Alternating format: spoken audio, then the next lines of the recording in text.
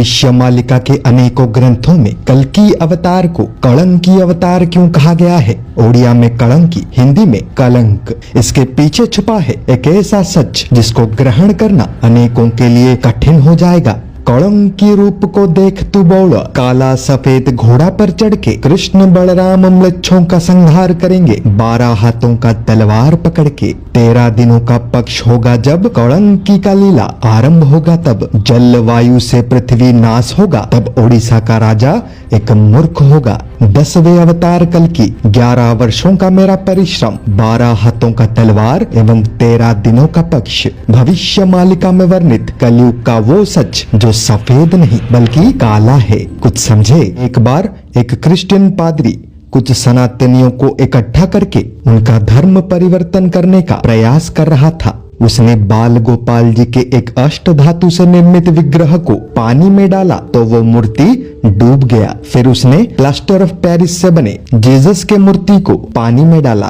तो वो तैरने लगा। इस प्रयोग के बाद पादरी ने सबसे कहा कि देखो, तुम्हारा भगवान खुद डूब गया तो तुम्हें क्या बचाएगा? पर देखो, जीसस तैर रहे हैं, इसीलिए तुम्हें वही बचाएंगे।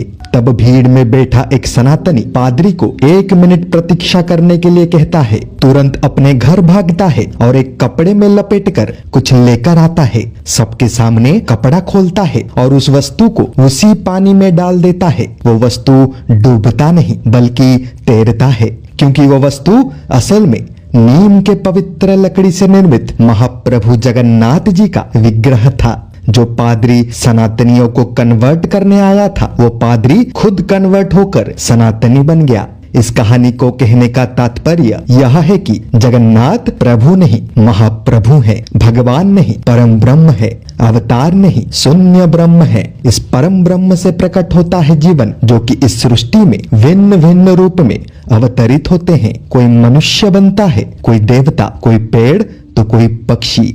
जब जब इस सृष्टि में पाप का मात्रा अत्यधिक हो जाता है, उसी परम ब्रह्म में से एक अवतार प्रकट होता है। सृष्टि में पुनर्वार शांति स्थापना करने के लिए प्रत्येक अवतार का अपना अपना स्वतंत्र स्वभाव होता है, स्वतंत्र विचार भी होता है, स्वतंत्र कार्य भी होता है। भगवान परशुराम, जिनके क्रोध को आज भी संपूर्ण संसार स्मरण करता है। मर्यादा पुरुषोत्तम श्री राम, जिनके आदर्श, जिनके संस्कार, जिनके त्याग को आज भी समस्त संसार स्मरण करता है। श्री कृष्ण, जिनके कूटनीति, जिनका प्रेम, जिनका धर्म के प्रति समर्पण आज भी समस्त संसार स्मरण करता है। परंतु तलवारधारी कल्कि अवतार को अखंड भारतवर्ष के 5 महान संत पंच सखाओं ने बार बार कलंकी अर्थ कलंक क्यों कहा है? गुरु अच्युतानंद जी कहते हैं, कलंकी रूप को देखी लो बौल, कला धड़ा घोड़ा चढ़ी कृष्ण बलराम म्लेच्छ संहारिबे 12 हाथ खंडा धरी। अर्थ, कलंकी रूप को देख तू बौल, काला सफेद घोड़ा पर चढ़ के कृष्ण बलराम म्लेच्छों का संहार करेंगे 12 हाथों का तलवार पकड़ के। हमेशा से कल्कि एवं बलराम जी को काले एवं सफेद घोड़े पर बैठे हुए दिखाया जाता है, तो क्या सच में वो आज के इस अत्याधुनिक युग में घोड़े पर चढ़कर आएंगे? सफेद रंग सूर्य का प्रतीक है, काला रंग चंद्र का प्रतीक है। सफेद रंग दिन का प्रतीक है, काला रंग रात का प्रतीक है। घोड़ा शक्ति या पराक्रम का प्रतीक है एवं आज चाहे गाड़ी हो या हवाई जहाज या फिर स्पेसक्राफ्ट, इन सब में लगे इंजिन्स के पावर को हॉर्स पावर कहा जाता है। यदि इन्हीं तथ्यों के अनुसार हम देखें तो कल्कि एवं बलराम के पास 2 शक्तिशाली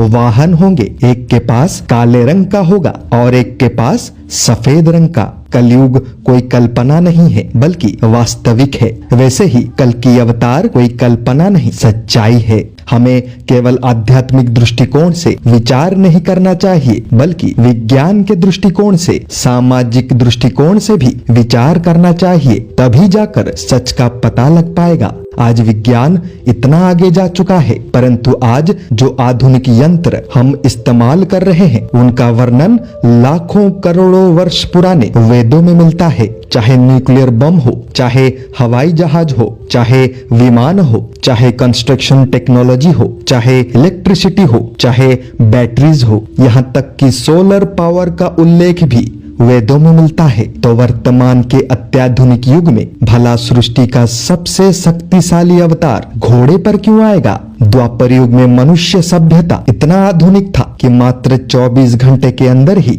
एक महल का निर्माण कर दिया जाता था। आने वाला सतयुग तो सबसे एडवांस्ड होगा, क्योंकि लोग एक दूसरे से टेलीपैथी के माध्यम से बातचीत करेंगे, टाइम ट्रैवल करके एक स्थान से अन्य स्थान यात्रा कर पाएंगे। यदि आप 10 अवतारों को भी देखें तो प्रत्येक अवतार पिछले वाले से और विकसित और एडवांस्ड होता है कि नहीं? अब प्रश्न है कि क्या कल्कि अवतार 12 हाथ लंबा तलवार पकड़कर युद्ध लड़ेंगे? श्री राम जी के सेना में 12 मुख्य योद्धा थे। श्री कृष्ण जी के 12 सबसे प्रिय मित्र थे, जिन्हें द्वादश गोपाल कहा जाता था। उसी तरह कल्कि अवतार के सेना में 12 सेनापति होंगे। इन्हीं 12 के माध्यम से ही कल्कि अवतार समग्र विश्व पर विजय प्राप्त करेंगे एवं धर्म की स्थापना करेंगे। कल्कि अवतार इतने मनुष्यों का संहार करेंगे जितना इतिहास में कभी नहीं हुआ था, और इसी कारण पंच सखाओं ने उन्हें कलंकी यानी कलंक कहा था।